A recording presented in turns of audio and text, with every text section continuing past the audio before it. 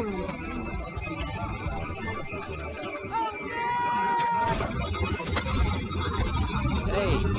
how do I get to your place again? Okay, thanks. I'll let it be 28. Let me out.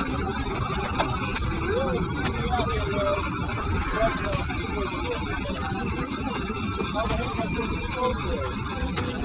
I need to save my recording, bro. You realize this. And it does. I need to save the recording. Excuse me. I didn't hear all the reading. You can have it. Thank you. Hey, kid, you can't skate here. You can't tell me what to do. I want to be a pie. Oh boy, what flavor? Pie flavor. Are we there yet?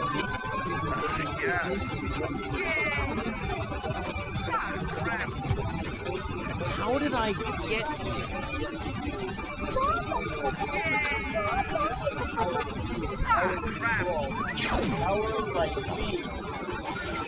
I baked you a pie. Oh boy, what flavor? Caramel flavor. Who parked their car on my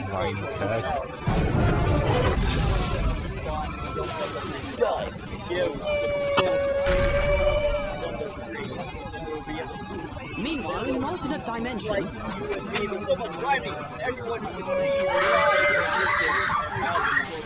You ever get tired of being drawing?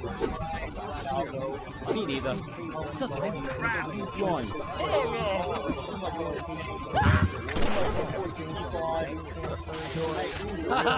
They said I could never teach a llama to drive. No, llama, no.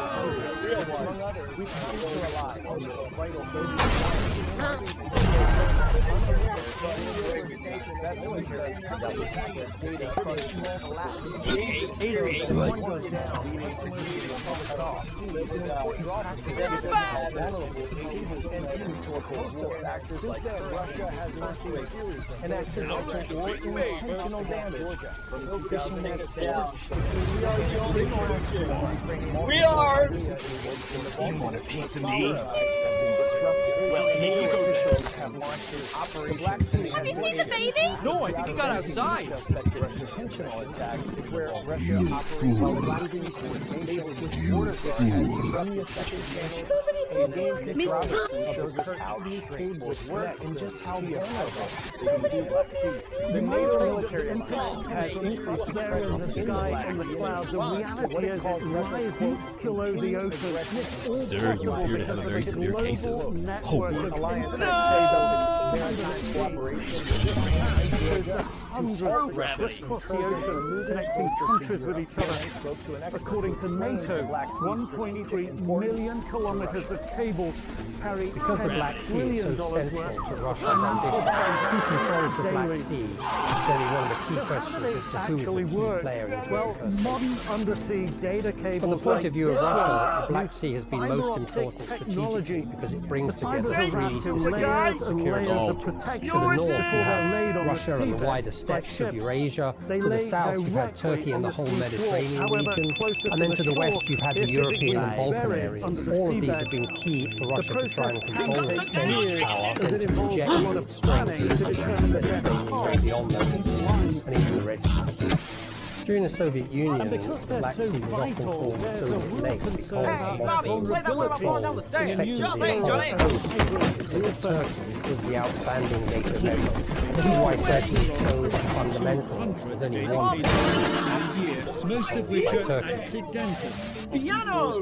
With the end of the Soviet Union, the region is fragmented and we've seen different countries belong to different alignments. Joining Turkey now is Bulgaria and Romania, so NATO has been able to take control of this southern arc of countries and has been gradually enlarging to the east. Vulnerability. Under President Putin, one of the key goals has been to argue that Russia is a great power, and so controlling the Black Sea has been instrumental for that. First of all, it sought to take control of the South Caucasus. So in 2008, Russia joined the war in which Russia essentially annexed South Ossetia and Abkhazia on the Black Sea coast. In the second phase, we've seen Russia trying to project its force into Ukraine, starting in 2014, where Russia first seized the Crimean Peninsula, but also became involved in the fight in East Ukraine. So in 2022, when Russia began its full-scale invasion of Ukraine, President Putin would have been quite confident. He gradually extended Russian military strength down to the South Caucasus.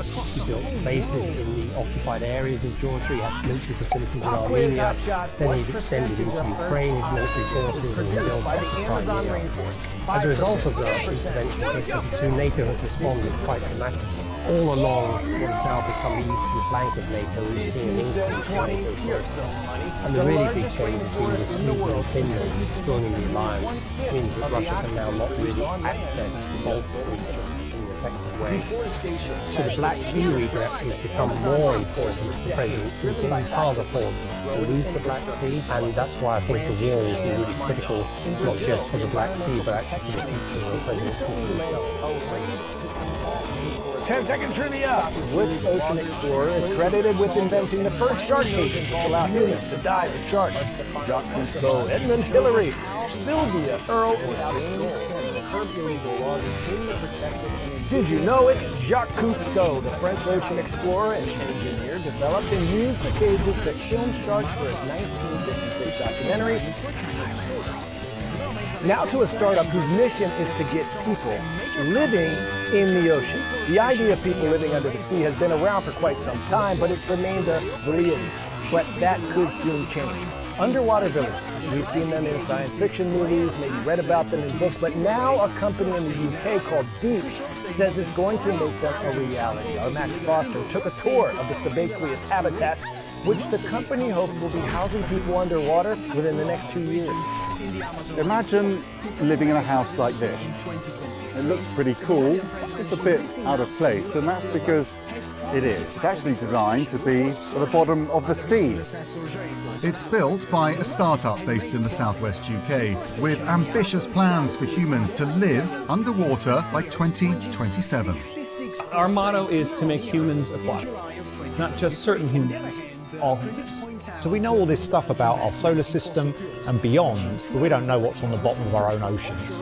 I want to go live there so I can learn. Jacques Cousteau's 1962 continental shelf system was one of the first experiments in underwater living environments. But Deep's ambitions are on another scale.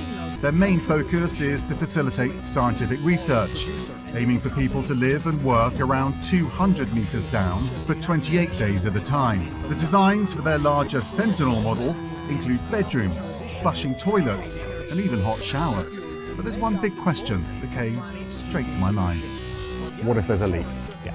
There are 4 possible ways of leaving the habitat in various types of emergency. Do you imagine one day towns, villages? Our Sentinel habitat is a module. Those modules can be bolted together, so the possibility for subsea villages is absolutely there. Would people want to live there, do you think? I would, absolutely. To make the enormous parts required for the system, the company's developed a technique using welders on robotic arms. The parts are built one layer of steel at a time.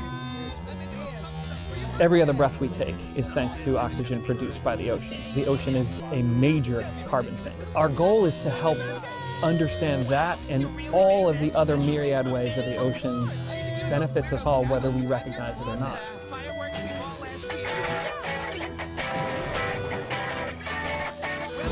Today's stories getting 10s out of 10 are twice the fun. First, a rare wildlife sighting of one of the most elusive mountain cats on the planet, and Dictionary.com's competition celebrating 32 of the most iconic local slang words from all places all across the U.S. Y'all, yuns, you guys, listen up. They're going head to head, March Madness style, to be named MVP, most valuable phrase. Our Jeremy Roth has more.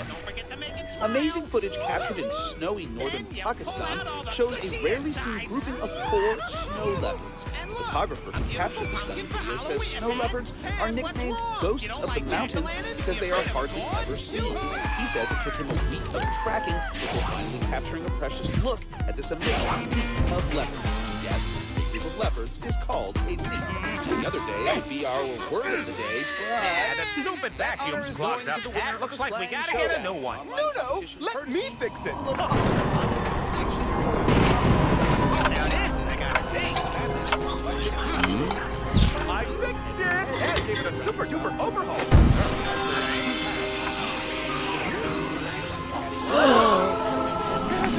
Well, the sucking wasn't supposed to.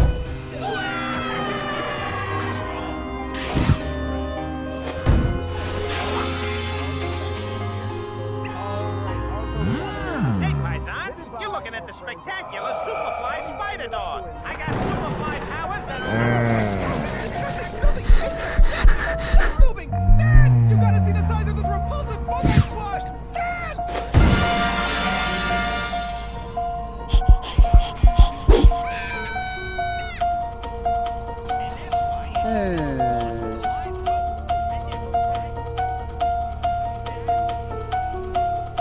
Subscribe and get a notification every time we post a new video.